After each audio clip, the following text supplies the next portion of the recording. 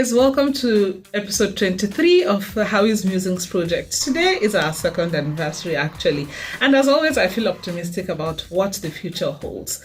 Please keep in mind that as we grow, the project keeps evolving to reflect some changes here and there. Thank you for being a part of this journey. If this is your first time here, please do well to check other episodes so you can catch up. The 21st of this month was World Humanist Day.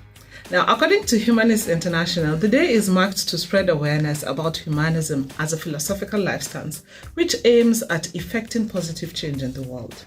Now, while some people admire how humanists endeavor to treat others without taking into consideration the differences in religion, ethnicity, race, or disability, these people still tend to not like being associated with the term humanist or humanism. Now, it's always common for humanists to encounter questions like, is humanism another name for atheism?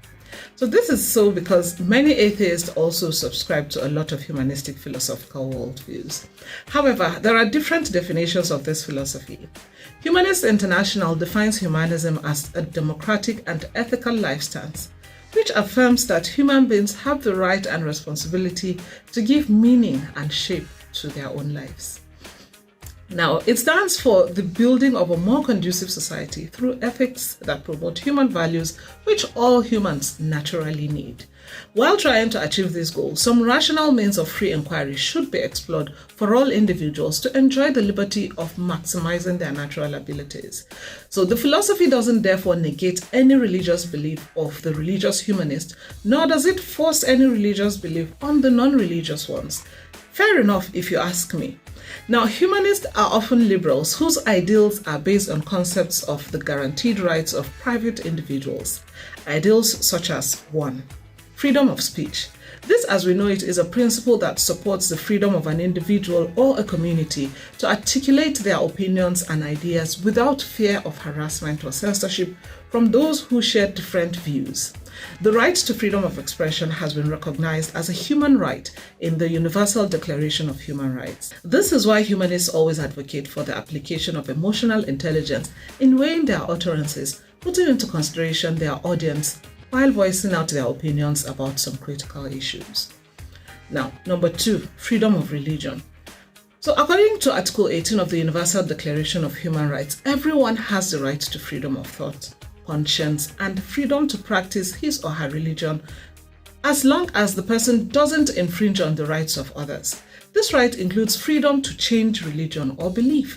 Now, this is also reflected in Chapter 4, Section 28 of the Nigerian Constitution. We can as well relate this to a Quranic injunction that states that, "To you your own faith and to me mine," which clearly confirms to us that the persecution of people who denounce their faith in Islam by some Muslims is unfounded. Similar verses are equally found in the Christian texts that extol the virtue of liberty. Number 3. Humanists also advocate for the separation of religious institutions from the state. This, in clear terms, emphasizes the need for government to maintain neutrality towards religion.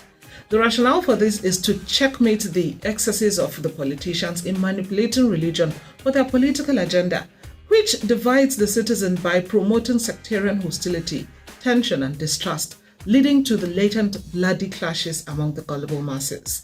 I would refer you to episode 18 for more information on this one. Number 4, equality under the law, also known as equality in the eyes of the law, is a principle stating that all people must be equally protected by the law. This principle requires a systematic rule of law that observes due process to provide equal justice and protection so that no individual or group of individuals should have undue privilege over others before the law. Ethically, humanists believe in working individually or collectively to protect our environment from natural and artificial calamities. For this reason, many humanists engage in the projects that work for the preservation of our ecosystem by mobilizing huge resources towards putting measures in place against the threat of global warming. Conservation of endangered species, especially among the wild creatures, is another area that many humanist groups direct huge resources to ensure such species are not sloping down to extinction. Now, there is no one-size-fits-all best way to live. What works for one person might not work for another.